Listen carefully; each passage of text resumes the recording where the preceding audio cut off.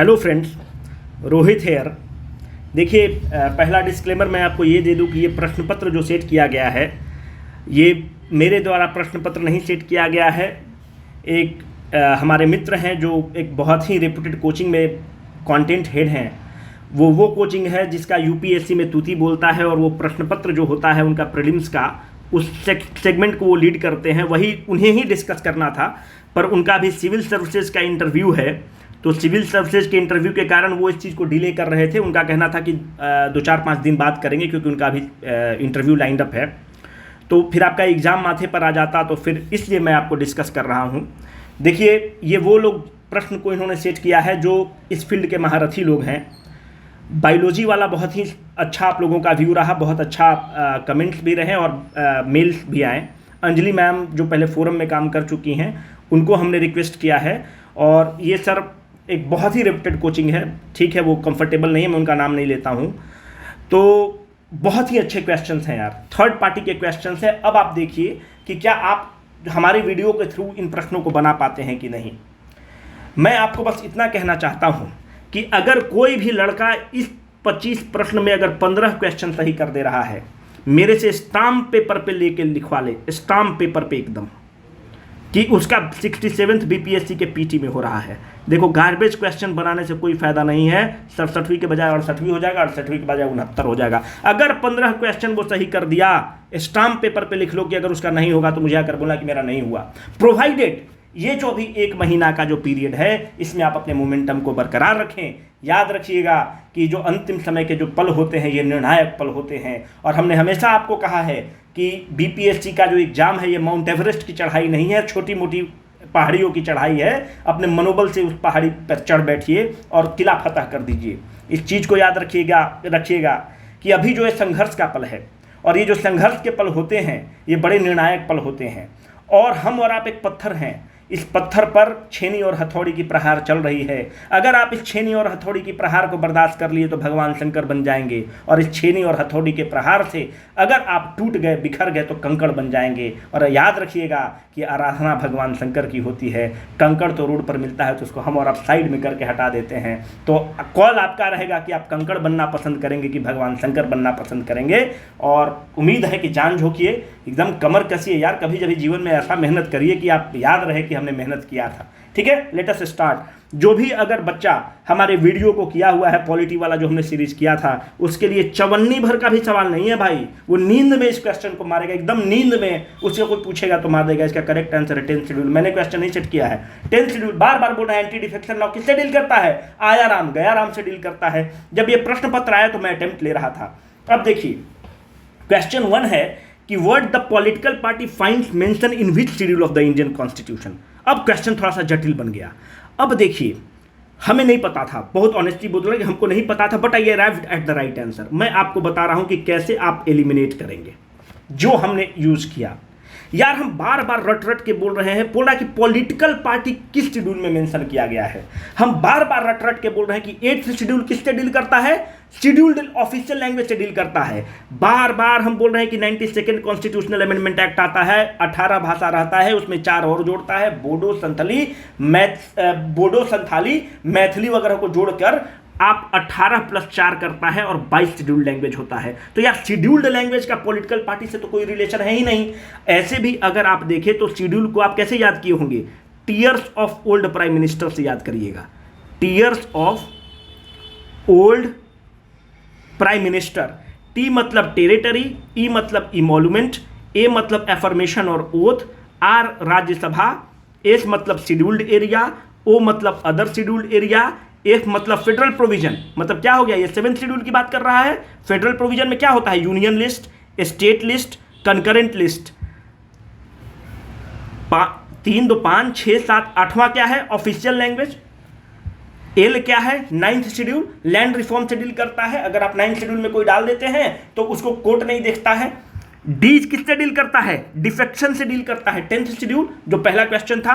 P पंचायती राज, M municipality. यार कह रहा है कि 12वां शेड्यूल म्युनिसिपैलिटी से जो हम पहुंचे। म्युनिसिपैलिटी में पार्टी से चुनाव होता है क्या? नहीं होता है, जिसको मन किया खड़ा हुआ। तो यार यहां पे फिर पॉलिटिकल पार्टी का जिक्र क्यों आएगा? एकदम नहीं आएगा, खत्म हो गया ना वो बात।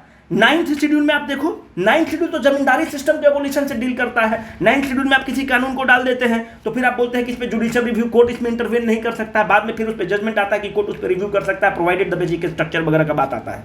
पर यह नाइन्थ शेड्यूल में भी क्यों आएगा? अगर मैं 10th शेड्यूल में अगर कोई बच्चा ध्यान देखता है तो ये क्या बात करता है? आया राम गया राम। कहां से आया? किसी पॉलिटिकल पार्टी से आया।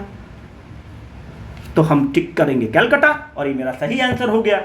अब आप देखिए, हमने रट रट के आपको बताया है कि 52nd, पुराना वीडियो देख लो यार, 52nd कॉन्स्टिट्यूशनल अमेंडमेंट एक्ट जो है वो 10th शेड्यूल लेके आता है। राजीव गांधी का रेजिम होता है 85 में। 52nd constitutional amendment act 10th schedule लेके आता है और कहता है कि अगर कोई व्यक्ति अकेला पार्टी बदलेगा तो उसकी सदस्यता रद्द हो जाती है, पर अगर 1/3 पार्टी बदलेगा, 1/3 सदस्य पार्टी बदलेंगे तो उसकी सदस्यता रद्द नहीं होगी। इस चीज को फिर बदला गया और 91st कॉन्स्टिट्यूशनल अमेंडमेंट एक्ट लाया। 91st कॉन्स्टिट्यूशनल अमेंडमेंट एक्ट 1/3 को बढ़ाकर 2/3 कर देता है कि अब 1/3 से नहीं होगा, 2/3 लोगों को पार्टी छोड़ना होगा, तब उनकी सदस्यता बचेगी। आया राम गया राम पर रोक लगता है।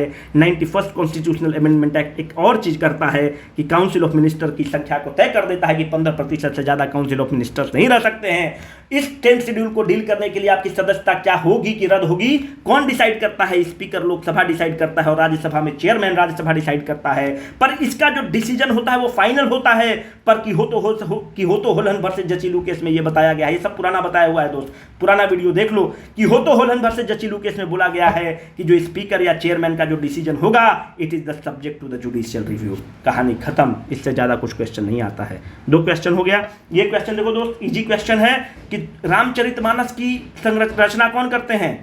तुलसीदास करते हैं। किसके पीरियड में होते हैं? अकबर के पीरियड में होते हैं तुलसीदास। ठीक है, अच्छा क्वेश्चन है। अकबर का जन्म कब होता है दोस्त? अकबर का जन्म 15 अक्टूबर 1542 में होता है। कहाँ? बीरसल, राजा बीरसल, इसके राजपूत किंग हैं राजा बीरसल, अमरकोट के उनके किला में होता है।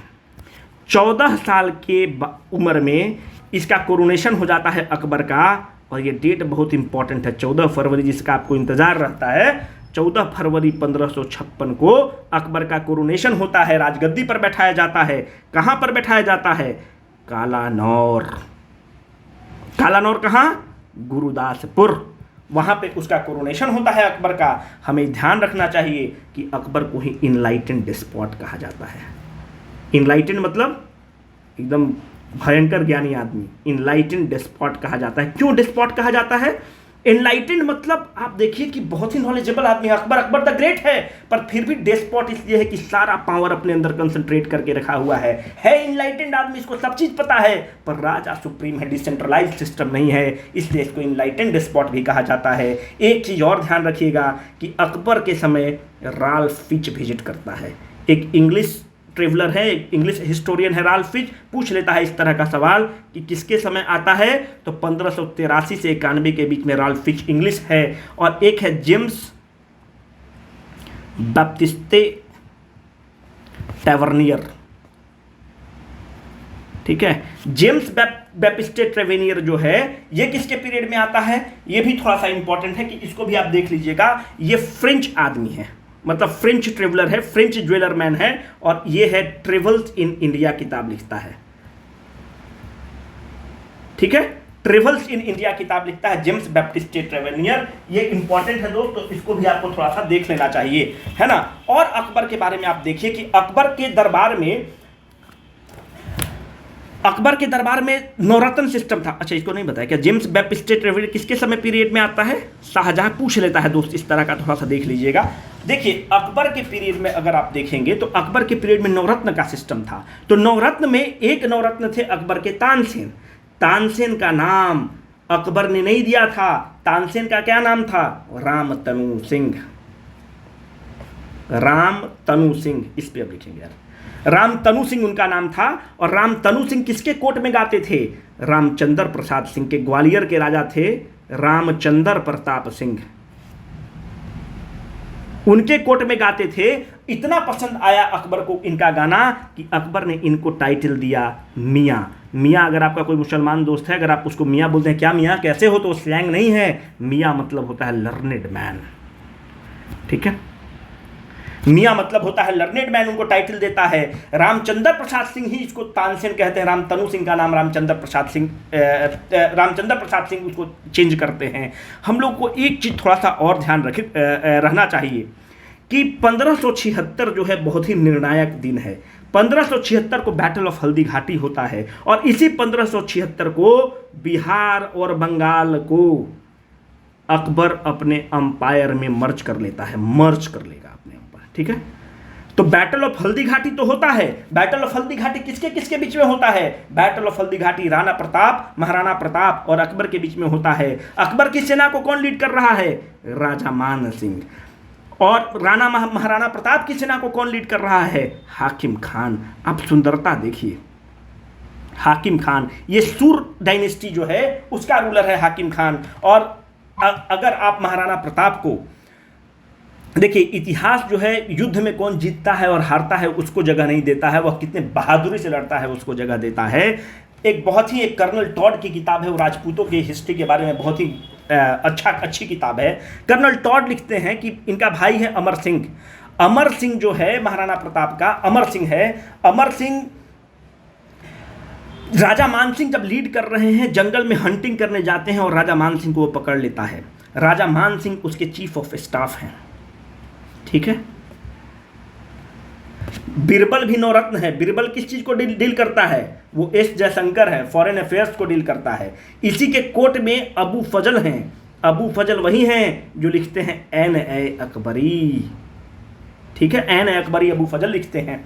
तो राजा अमर सिंह राजा मान सिंह को पकड़ लेता है और महाराणा प्रताप को बोलता है कि आखिर में उसका सेनापति है, इसको हम लोग किल कर देते हैं, अकबर का मनोबल टूट जाएगा। महाराणा प्रताप बोलते हैं कि अकबर को हराने का तरीका है कि उसको हम युद्ध क्षेत्र में हराएंगे, युद्ध भूमि में हराएंगे, इस तरह से धोखा देकर नहीं हराएंगे। और हमें ध्यान रहना चाहिए कि इतना वीरता का लोग कहते हैं, इतिहासकारों का ये कहना है कि अगर महाराणा प्रताप अगर राजा मान सिंह को मार देते तो पूरा मनोबल टूट जाता अकबर का और हो सकता है इस देश का इतिहास कुछ और होता।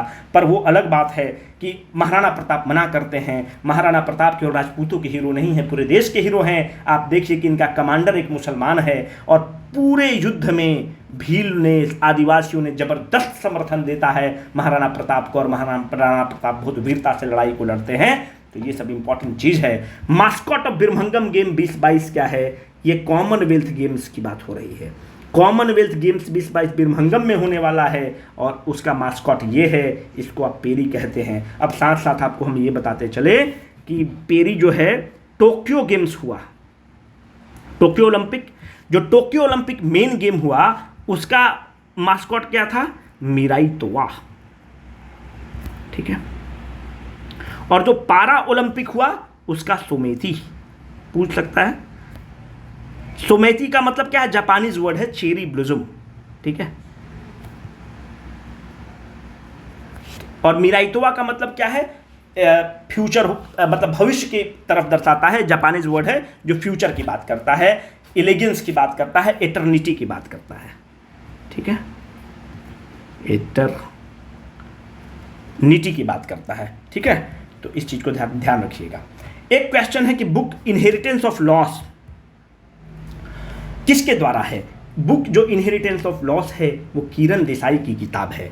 अब देखिए, ये जो इनहेरिटेंस ऑफ लॉस है किरण देसाई को इसी के लिए बुकर प्राइज मिला था, ठीक है। इसलिए ये प्रश्न लगता है उन्होंने सेट किया है, बुकर प्राइज मिला था। अरविंद अडिगा को भी बुकर प्राइज मिला है, अरुंधति रॉय को भी मिला है, सलमान रुश्दी को भी मिला है। देखिए, जिस तरह से हम लोग का सबसे बड़ा लिटरेरी अवार्ड क्या है? ज्ञानपीठ पुरस्कार है।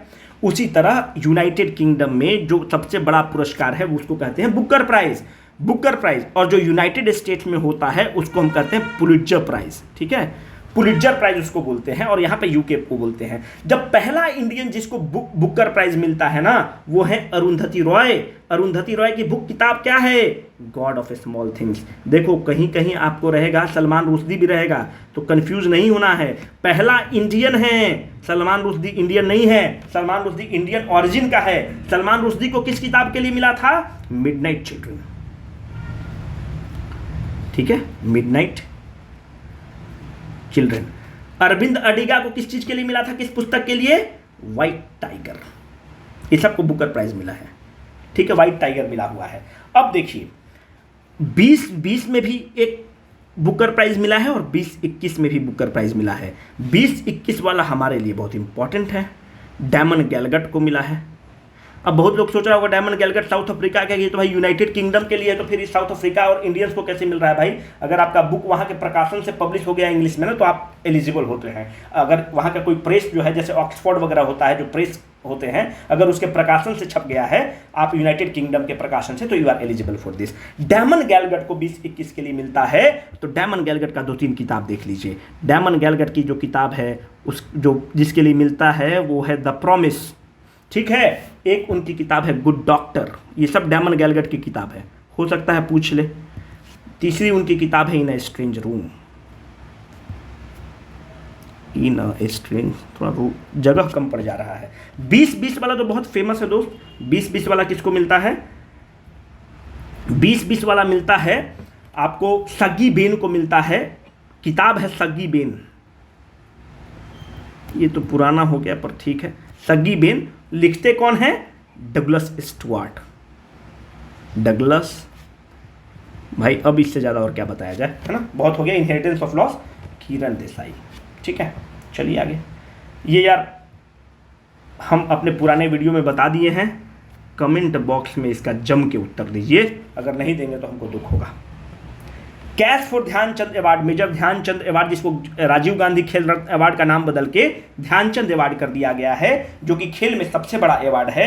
बढ़ाकर कितना कर दिया गया है?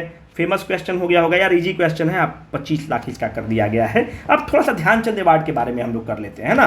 2021 में कितने लोगों को मिला है? 12 को। 2020 में कितने लोगों को मिला था? 5 आदमी को मिला था। अब देखिए किस किस को मिला है। नीरज चोपड़ा भाला फेंक के लिए, रवि कुमार, आप एक बार गूगल कर लीजिएगा, रवि कुमार को रेसलिंग के लिए। पूछ सकता है कि कौन आदमी किस खेल से है, जो हमको लगता है जो पूछ सकता है उसमें 12 में एक है अवंती लेखरा, ठीक है। ये पारा शूटर हैं, ये बड़ा नाम कमाई हैं, ठीक है। तो हमको लगता है कि ये पूछ सकता है। मिला है सुनील छेत्री को, तो फुटबॉल के खिलाड़ी हैं। मिथाली राज को आप जानते ही हैं, मिथाली राज क्रिकेट की हैं, सुनील छेत्री फुटबॉल के हैं। एक है प्रमोद भगत और कृष्णा नागर, ये है पारा बैडमिंटन के लिए इनको मिला है। तो हो सकता है पूछ ले। लवलीना को बॉक्सिंग के लिए मिला है, तो एक बार थोड़ा सा देख लीजिएगा, है ना। देखिए मेजर ध्यानचंद अवार्ड जो है पहली बार 1991 में 91-92 में विश्वनाथन आनंद को पहली बार मिलता है। सबसे युवा खिलाड़ी जिसको मेजर ध्यानचंद मिलता है, जो उस समय राजीव गांधी खेल रत्न अवार्ड था, वो है अभिनव बिंद्रा को, ठीक है।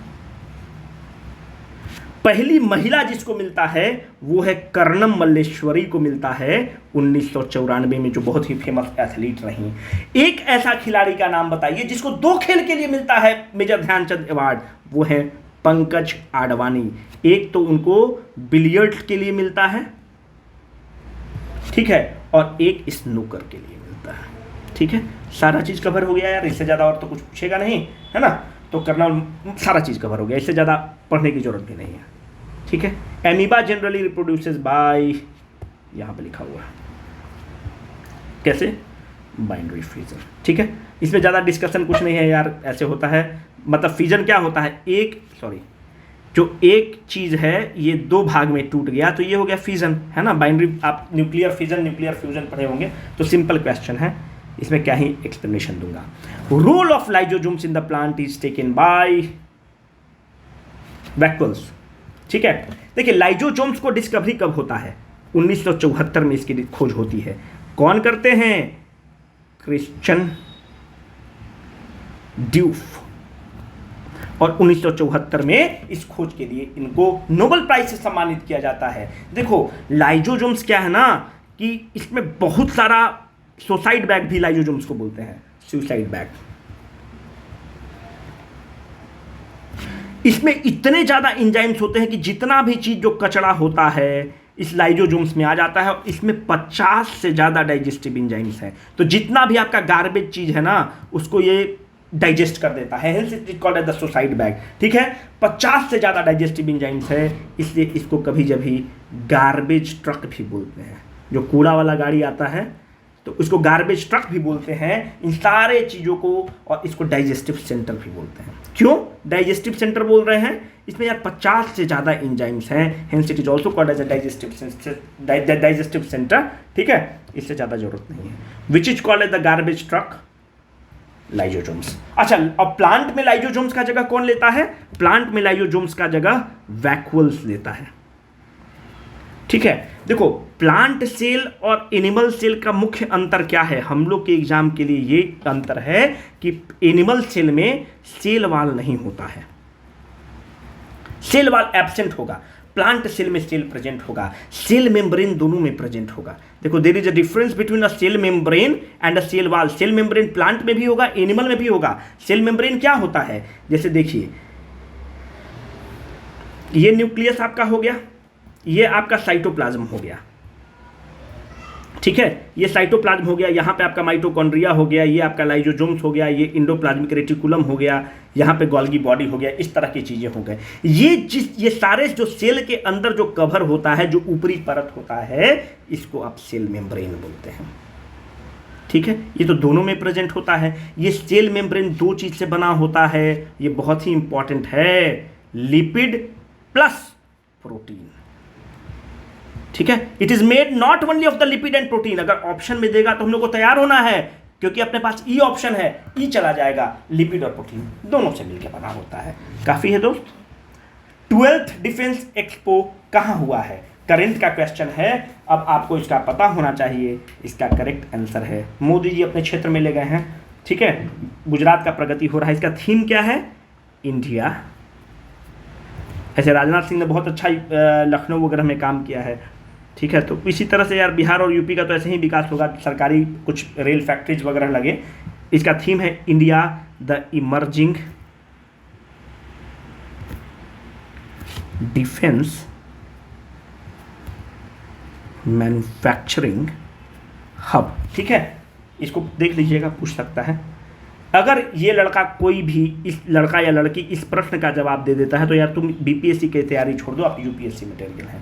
बस आप यूपीएससी की जरूर तैयारी करिएगा, अभी आप बीपीएससी दे लीजिए, पर don't settle only for the BPSC, you are UPSC material. अगर कोई बनाता है एक आवारा की जिंदगी, मुक्ति, rebel or creation of the which poet, अधिकांश लोग या तो राहुल संकृत्यान मारेगा, उससे भी आगे बढ़ेगा तो दिनकर मारेगा, अगर बहुत आगे बढ़ गया तो सूर्यकांत त्रिपाठी निराला मार देगा, पर वो कज्र नजरुल इस्लाम की तरफ नहीं जाएगा।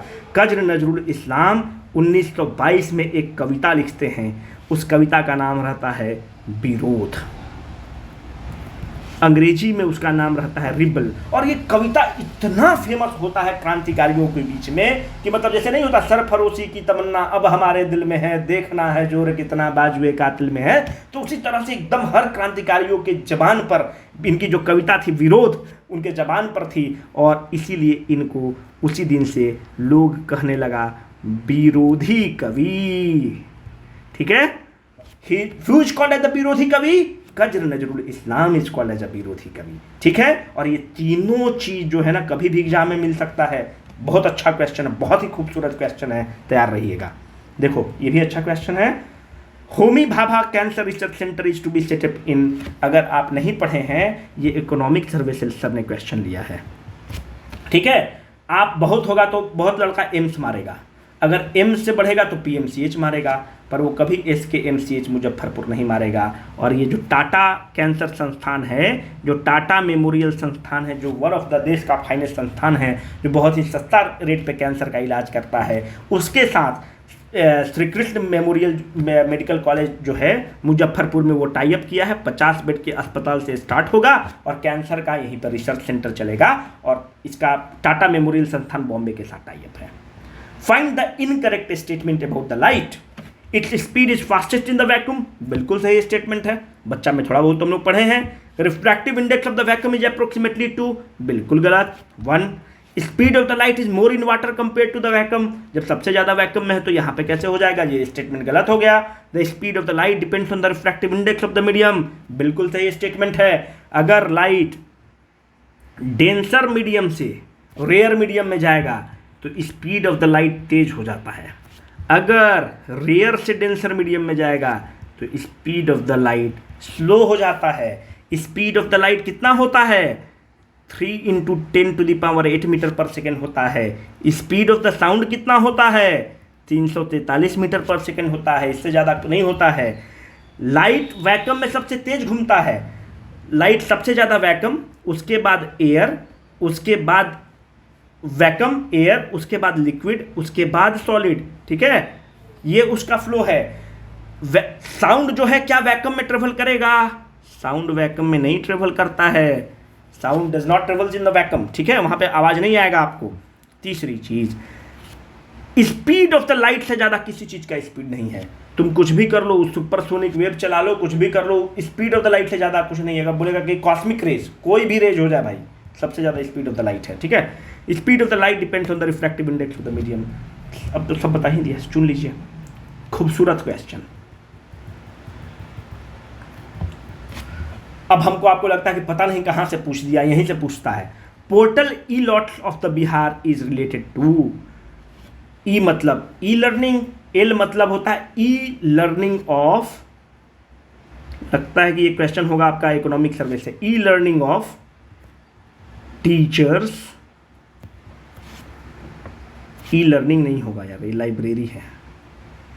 ई library of teachers and students. एक ऐप बनाया गया है, एक पोर्टल बनाया गया है, सारा एनसीईआरटी किताब डाला गया है, सारा एचसी वर्मा डाला गया है, सारा बिहार बोर्ड का किताब डाल दिया गया है। बच्चा जाएगा डाउनलोड कर लेगा। सारा बढ़िया मास्टर का डाला गया है वीडियो, बच्चा को जो भी टॉपिक पढ़ना है यहाँ से डाउनलोड कर देगा। तो ई लाइब्रेरी ऑफ टीचर्स के लिए, जो टीचर्स को भी कोई किताब चाहिए होगा तो इस पोर्टल पे डाला हुआ है, डाउनलोड कर लेंगे। विद्यार्थी भी वीडियो किताब डाउनलोड कर लेगा, एजुकेशन से संबंधित है। देखो भाई, ये क्वेश्चन हमको नहीं पता था, बहुत ऑनेस्टली आपको बता रहे हैं, पर हम करेक्ट आंसर मार लिए। अब तुक्का हो सकता है। Digital currency in naira has been launched by which country. भाई हमको सब तो बराबर ही ऑप्शन लगा, पर हमको लगा नायरा वाला जो नाम है ना भाई, न्यूजीलैंड में तो ऐसा नाम नहीं चलेगा, हम नाम से गए हैं। ठीक है, ऑस्ट्रेलिया में भी ऐसा नाम नहीं चलेगा नायरा। हमको नाइजीरिया ठीक लगा, और यही नाइजीरिया इसका करेक्ट आंसर है। नायरा, हम देखो सियर गेस है, I will be very honest with you. तो थोड़ा सा नाम वाम पे भी फोकस करिए, अगर वहाँ से कुछ थोड़ा सा हिंट मिल जाता है तो ठीक है ना। देखिए, अगर तुक्का ही मारना है तो सब तो ऑप्शन मेरे लिए बराबर ही है। तो थोड़ा सा कुछ ना कुछ, मेरा बस ये कहने का मतलब है कि अगर आपको इंटेलिजेंट गेस भी लेना है तो कुछ ना कुछ जुगाड़ लगाइए, नाम से कुछ पता करिए। हमको लगा हो कि हो सकता है एन से नाइजीरिया होगा, ऐसा कुछ टाइप का सोच के तुक्का लगाए। मेरे लिए नया ऑप्शन था। ठीक है, तो डिजिटल करेंसी अब पता हो गया ना, एग्जाम के पहले पता होना चाहिए। पता हो गया, नाइजीरिया हो गया। In which place of Bihar you will find the Ashokan pillars. इसका मैं आंसर बिल्कुल नहीं दे रहा हूँ। ठीक है, ये बहुत ही, जो हमारा एंशिएंट हिस्ट्री वाला बच्चा वीडियो पढ़ा है, चवन्नी भर का सवाल है। अगर आप नहीं पढ़े हैं तो आपके लिए तो अठन्नी भर का सवाल है। I have a serious request for you, go and watch those videos will pay you, trust me.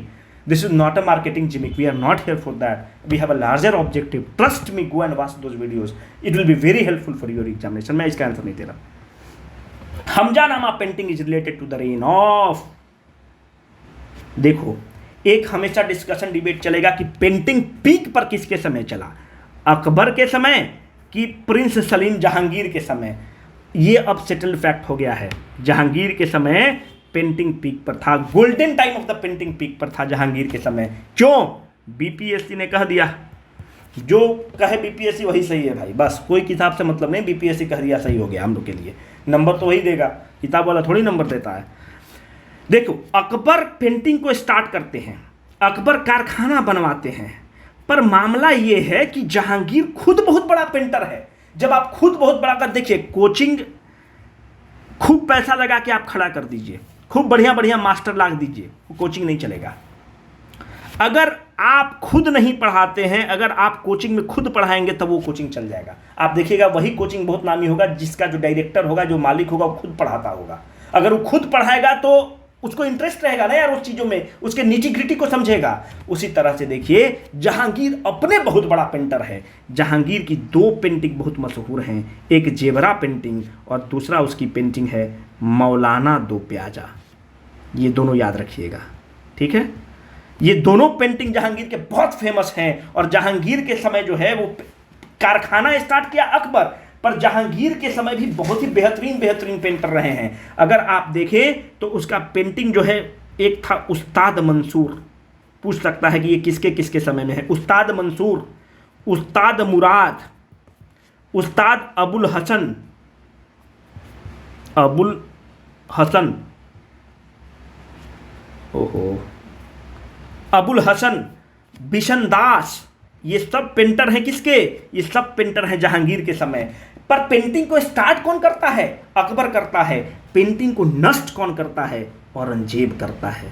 आप देखिएगा बहुत जो पढ़े लिखे मुसलमान होते हैं औरंगजेब नाम नहीं रखते हैं। जैसे हिंदू धर्म में आप देखिएगा किसी का आपने विभीषण नाम नहीं सुना होगा।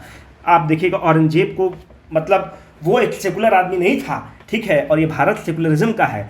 एक हिंदू अच्छा हिंदू होगा, एक मुसलमान अच्छा मुसलमान होगा, एक क्रिश्चियन बहुत अच्छा क्रिश्चियन होगा, ठीक है। हम लोग सब धर्म को बराबर के दृष्टिकोण से देखना होगा। We can not treat any person having the religious faith, उसको हम सेकंड ग्रेड नागरिक के रूप में ट्रीट नहीं कर सकते। हमारा संविधान इसकी इजाज़त नहीं देता है, ठीक है। तो औरंगजेब को इस सब चीज़ों से मतलब ही नहीं था। औरंगजेब इस चीज़ को ख़त्म करता है और सारा पेंटिंग्स वगैरह के जो लोग होते हैं, जो आर्किटेक्चर के लोग हैं, आर्किटेक्चर डिक्लाइन पे चला जाता है। ये एक डिस्पॉट है, ठीक है। तो कारखाना अकबर के समय दो पेंटर बहुत मशहूर हुए।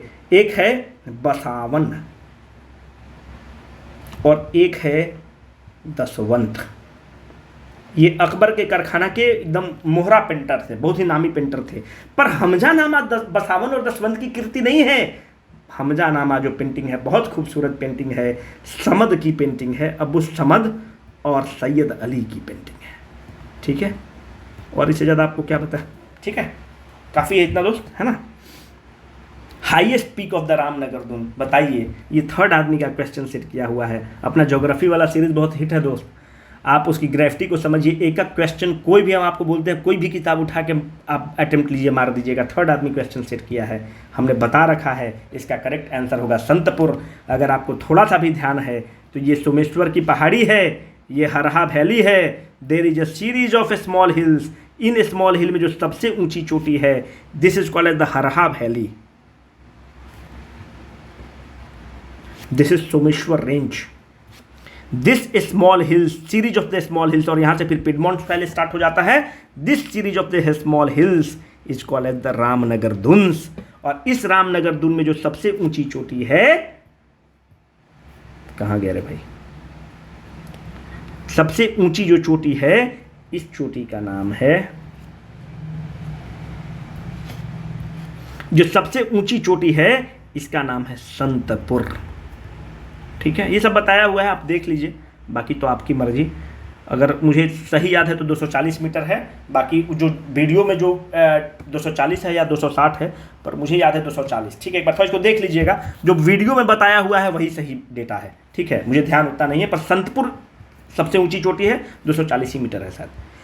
बताओ यार, ये रट के बताए हैं। अगर जो भी पुराने जो सब्सक्राइबर हैं और वीडियो को किए होंगे, उसके लिए चवन्नी भर का सवाल है। और आपके लिए अगर आप नए हैं और आपने उन वीडियो को नहीं किया है तो आप गलत करके आ जाएंगे, गंगा मार के आ जाएंगे। इसका करेक्ट आंसर है सोन, ठीक है। जो ये नदी सोन है, सोन के जो वेस्ट वाला जो पार्ट होता है उसको आप शाहबाद रीजन बोलते हैं। उसमें रोहतास का पार्ट आ जाएगा, औरंगाबाद का पार्ट आ जाएगा, कैमूर का पार्ट आ जाएगा। वेस्ट ऑफ सोन, ये सब वीडियो में बताया हुआ है यार। West of the Son is Shahabad region, ठीक है। इस शाहबाद का रीजन हमने सरला कुमारी देवी के बारे में भी जिक्र किया था कि जब भगत सिंह को फांसी होती है 23 मार्च 1931 को, 7 दिन बाद मतलब 30 मार्च को पूरा पटना और शाहबाद रीजन में बहुत बड़ा हड़ताल होता है। सरला कुमारी देवी उसको, क्वेश्चन है एमसीक्यू में, देख लीजिएगा। ये थोड़ा सा जटिल क्वेश्चन है ना, पर तैयारी तो थोड़ा सा एक नॉच ऊपर ही करना चाहिए। पय्यमपल्ली कहाँ है यार? तमिलनाडु में है। उतनूर कहाँ है? आंध्र प्रदेश में। चिरान तो हर आदमी को पता है अपना, छपरा में, ठीक है। अब देखिए होता क्या है। बोरी कहाँ है? महाराष्ट्र में। देखिए हमने जैसे याद किया है हम आपको बताएंगे। अब देखिए, तो इसको आप अरेंज कर लेंगे, है ना, ऊपर से नीचे अरेंज कर लीजिए। देखिए नियोलिथिक साइट के लिए आपको और कुछ पता हो चाहे नहीं हो, पर इन साइट्स को जरूर याद रखिएगा। मयूरभंज उड़ीसा, चिरांद छपरा, सबसे नया साइट है नियोलिथिक का, सबसे मेजर सबसे इंपॉर्टेंट साइट है चिरांद। मयूरभंज हो गया, उतनूर आंध्र प्रदेश, पय्यमपल्ली तमिलनाडु, ये सब कौन से साइट हैं? ये सारे साइट नियोलिथिक साइट हैं। हमने याद किया है पैलियोलिथिक साइट के लिए, जो हमने कोड याद किया है आप अपना याद कर लीजिएगा, और इसमें गुफ्र कराल भी आ जाएगा, बुरजाहम आ जाएगा, वो सब तो है ही। हमने बैग से याद रखा है। देखिए बैग इज बोरी, ए is, ji is Gairo hills, ठीक है। ए पर हम लोग आएंगे। अच्छा अतरमपक्कम, यार इसका नाम भयंकर है, आप देख लीजिएगा, अतरमपक्कम इसका नाम है, ठीक है, तमिलनाडु में जगह है, इसका अंग्रेजी बहुत हेवी है। तो बोरी इन महाराष्ट्र, अतरमपक्कम इन तमिलनाडु, गैरो खासी जयंतिया वाला गैरो हिल्स है मेघालय में। ये कौन से साइट हैं? ये तीनों जो साइट हैं ये पेलियोलिथिक साइट हैं। फिर मेजोलिथिक साइट के लिए हमने याद किया है, जो बच्चा सब एमबीए करता है, एम मतलब मेजोलिथिक, बी मतलब बागौर, बागौर कहाँ है? राजस्थान में, और ए मतलब है आदमगढ़, ये भी एक साइट है मेजोलिथिक साइट, ये कहाँ है? मध्य प्रदेश में। तो हमने इस तरह से याद किया है, आप कर लीजिएगा, इसको अरेंज कर लीजिए। तो बहुत ही चवन्नी भर का सवाल बन गया कि सबसे लास्ट में कौन हो जाएगा? पय्यम पल्ली हो जाएगा, तो अरेंज कर दीजिए। In Bihar close to around how much people, देखिए क्लोज है, एग्जैक्ट नहीं पूछ रहा है कि ई मार दीजिएगा। Close to around how much people live in the rural area, 90% के आसपास।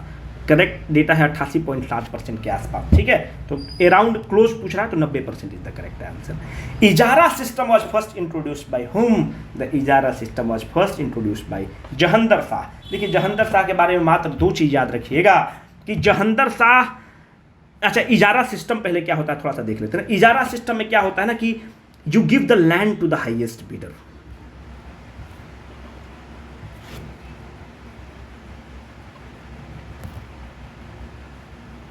क्या अकबर के बारे में एक चीज मैं थोड़ा बताना भूल गया। अकबर का एक नवरत्न है राजा टोडरमल, ठीक है, राजा टोडरमल। राजा टोडरमल एक सिस्टम लेके आया, उसका वो भी सिस्टम आया, तुमको याद आ गया, जब्ती सिस्टम। पूछ सकता है ना, जब्ती सिस्टम। जब्ती सिस्टम पूछेगा कि किससे रिलेटेड है, तो राजा टोडरमल लैंड मेजरमेंट का महारथी है। ये जो अभी आप देखते होंगे कि आपका जमीन का किसी से लड़ाई हो गया तो अमीन उमीन हम लोग बुला लेते कि अमीन को बुलाओ, ये सब उसी समय का सिस्टम है, मुगल साम्राज्य का सब सिस्टम है, ठीक है, उसका जेनेसिस वहीं पड़ा है। तो जो लैंड मेजरमेंट सिस्टम, एक नया लैंड मेजरमेंट सिस्टम लाया राजा टोडरमल, ये नवरत्न के मेंबर हैं, और उस लैंड मेजरमेंट सिस्टम का नाम है जब्ती सिस्टम, ठीक है। Land to the highest bidder, अभी भी आप देखते हैं कि इजारा सिस्टम चलता है। अगर नीलामी, जिसको हम लोग कहते हैं कि एक चीज है, सरकार नीलामी करती है, 10 आदमी बैठा हुआ है, इस चीज का नीलामी लगता है, 1 रुपया, 2 रुपया, 3 रुपया, जो सबसे ज्यादा बिड किया आप उसको दे देते हैं। तो इजारा सिस्टम वही था कि आप लैंड को हाईएस्ट बिडर को देंगे, जो सरकार को जो सबसे ज्यादा रेवेन्यू देगा। जहंदर शाह का एक जाता है कि फाइनली जो जिजिया टैक्स जो लगता है उसको देश से फाइनल कौन रिमूव करता है? देखिए बहुत किताब बहुत देगा, वो सब गलत हुआ है। फाइनली कौन रिमूव करता है? बहुत किताब अकबर देगा, गलत स्टेटमेंट हो जाएगा, जहंदर शाह करेगा। देखिए जिजिया टैक्स क्या है? एक नन मुस्लिम पर टैक्स लगता था कि आप मुसलमान रूलर के अधीन आप रह रहे हैं, जो कि एक गलत टैक्स था।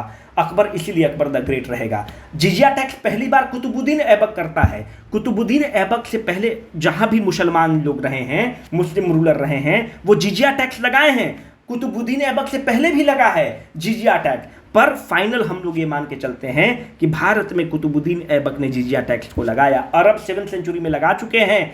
इस कुतुबुद्दीन ऐबक के जिजिया टैक्स को अकबर ने रिमूव किया, इसलिए अकबर द ग्रेट है, ठीक है। तो अकबर बहुत ही बेहतरीन लीडर है, और अकबर द ग्रेट इसलिए है क्योंकि वो सर्वधर्म की बात करता है, वो दीन इलाही की बात करता है, सुलह कुल की बात करता है। सुलह कुल वो जगह है जहां पे हर धर्म के रिलीजियस लीडर को बुलाया जाता है, डिस्कशन किया जाता है, और उसी सुलह कुल में अबू फजल इस चीज की जिक्र करते हैं कि साहब ये नाजायज है जिजिया टैक्स। अकबर हटा देते हैं। औरंगजेब एक डिस्पॉट है, एक घटिया रूलर है, और औरंगजेब इस चीज़ को री इंट्रोड्यूस कर देगा, जिजिया टैक्स को। और जहंदर साहब बहुत ही बेहतरीन रूलर है, जहंदर साहब उसको फाइनली रिमूव कर देगा, और इस तरह से जिजिया टैक्स का पूरा स्टोरी चलेगा कि फाइनली जो है जहंदर शाह खत्म करेगा।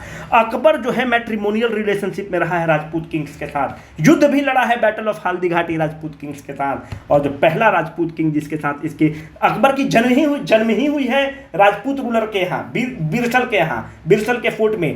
तब जब होती है जब हुमायूं को खदेड़ता है शेरशाह सूरी, तो ये भागते हैं हुमायूं, तो हुमायूं के भी राजपूत किंग्स के साथ बहुत अच्छे रिलेशन रहे हैं। और जो पहला मैट्रिमोनियल रिलेशनशिप में जाता है वो कछवाहा राजपूत के साथ जाता है। बिहार में भी बहुत ही कछवाहा राजपूत। तो कछवाहा राजपूत जो हैं उनके साथ पहला मैट्रिमोनियल रिलेशनशिप में अकबर जाता है। वीडियो बड़ा हो जाएगा, शॉर्ट करना पड़ेगा। पीजो इलेक्ट्रिक इफेक्ट क्या होता है? स्ट्रेस को इलेक्ट्रिक फील्ड में कन्वर्ट करता है। ठीक है भाई, अगर जो भी 15 क्वेश्चन सही कर दिए हो भाई, एकदम मोमेंटम को बरकरार रखना। जो भी 15 से कम सही किए हैं, दुनिया में एमसीक्यू बढ़ रहा है, उस एमसीक्यू के बजाय जो हमने ज्योग्राफी वाला सीरीज डाला है और मॉडर्न हिस्ट्री वाला सीरीज, इन दोनों को जरूर कर लो।